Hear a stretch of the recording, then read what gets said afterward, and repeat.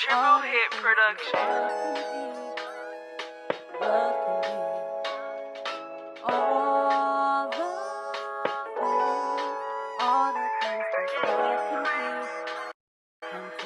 Good morning. Good morning. Good morning. It is day 3 of Wake Up with the Word, and today we are reading Genesis chapters 8 through 10.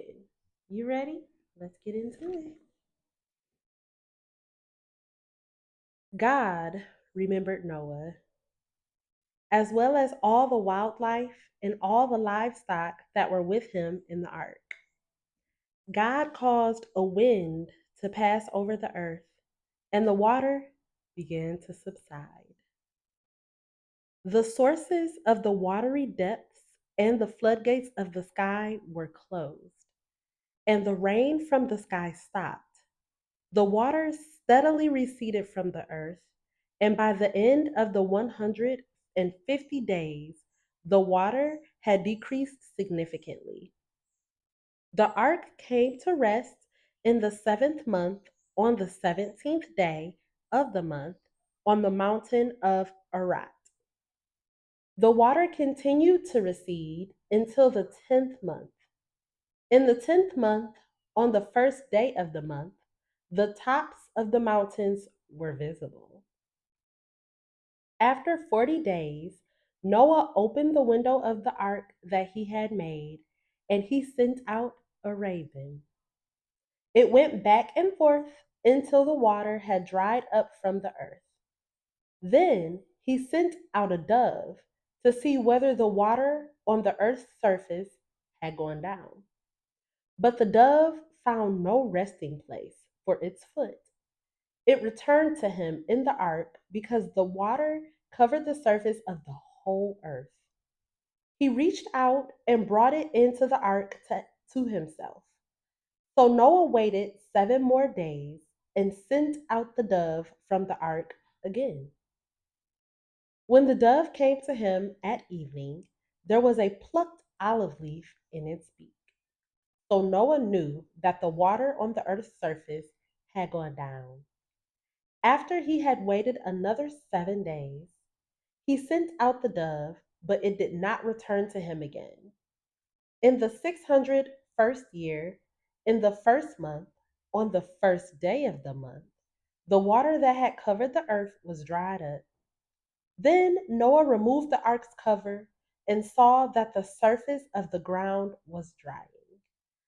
By the 27th day of the second month, the earth was dry. Then God spoke to Noah, "Come out of the ark, you, your wife, your sons, and your sons' wives with you. Bring out all the living creatures that are with you, birds, livestock, those that crawl on the earth. They will spread over the earth and be fruitful and multiply on the earth." So Noah, along with his sons, his wife, and his sons' wives, came out. All the animals, all the creatures that crawl, and all the flying creatures, everything that moves on the earth, came out of the ark by their families. Then Noah built an altar to the Lord. He took some of every kind of clean animal and every kind of clean bird and offered burnt offerings on the altar. When the Lord smelled the pleasing aroma, he said to himself, "I will never again curse the ground because of human beings, even though the inclination of the human heart is evil from youth onward. And I will never again strike down every living thing as I have done.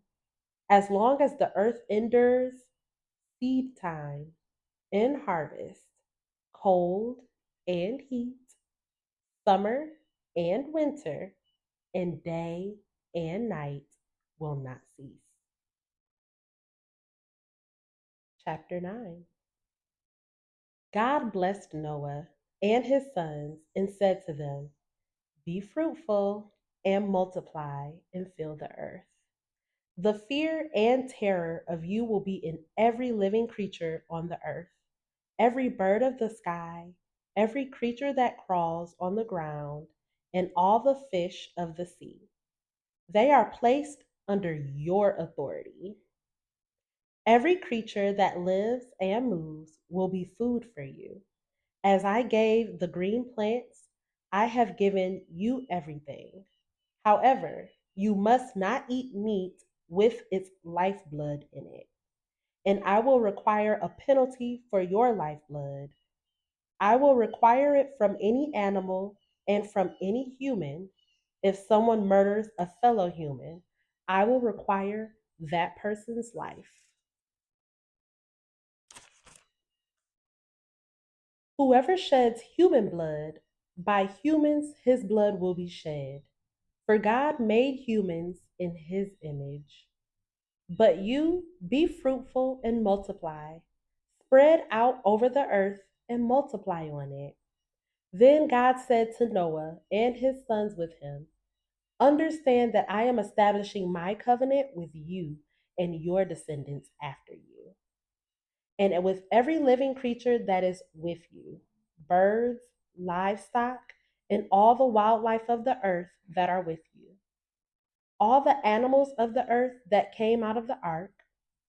I establish my covenant with you that never again will every creature be wiped out by floodwaters. There will never again be a flood to destroy the earth.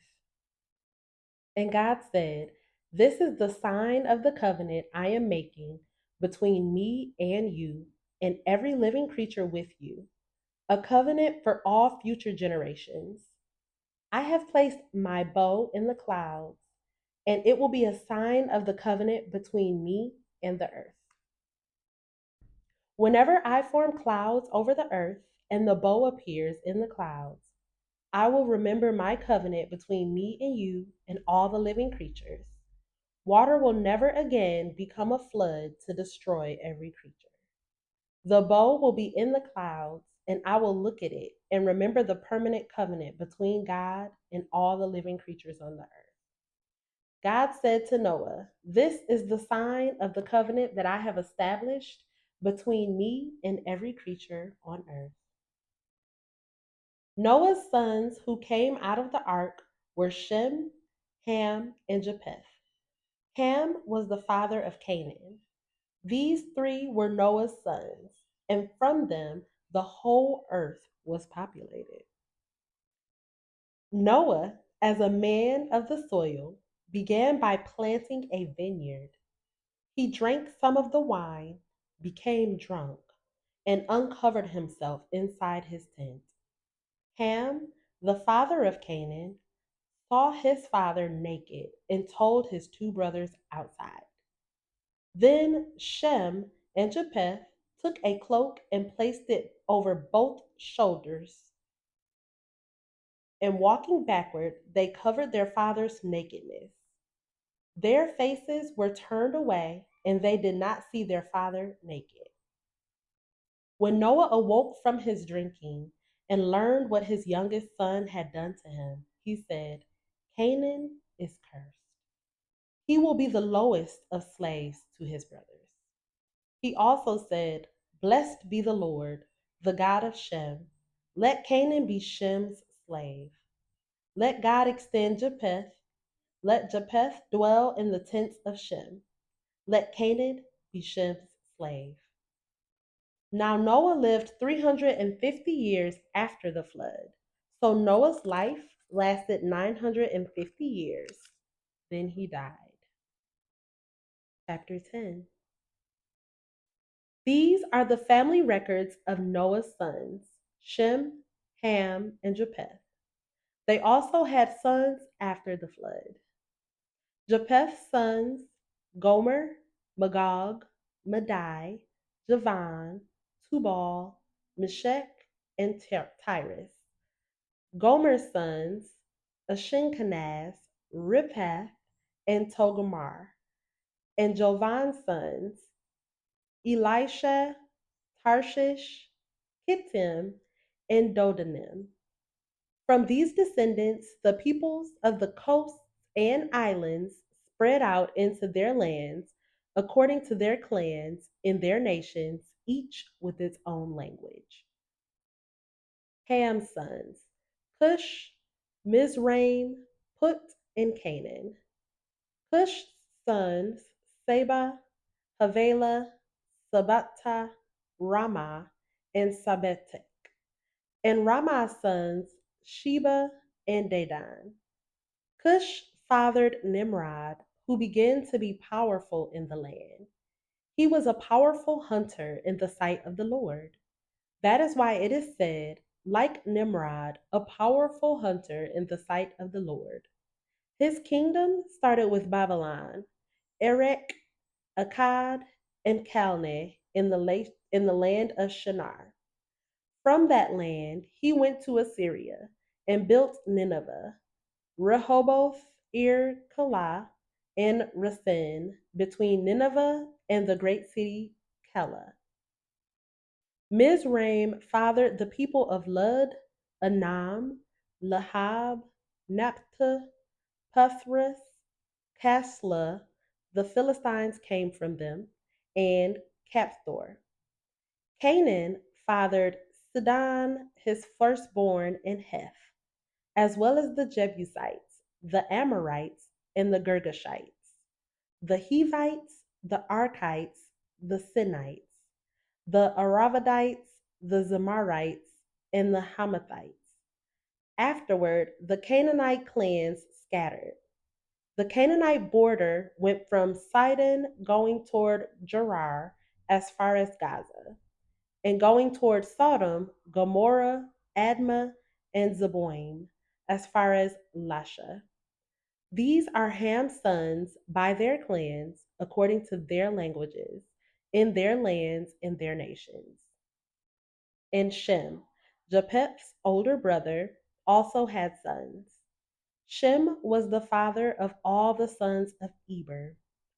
Shem's sons were Elam, Ashur, Arpachshad, Lud, and Aram.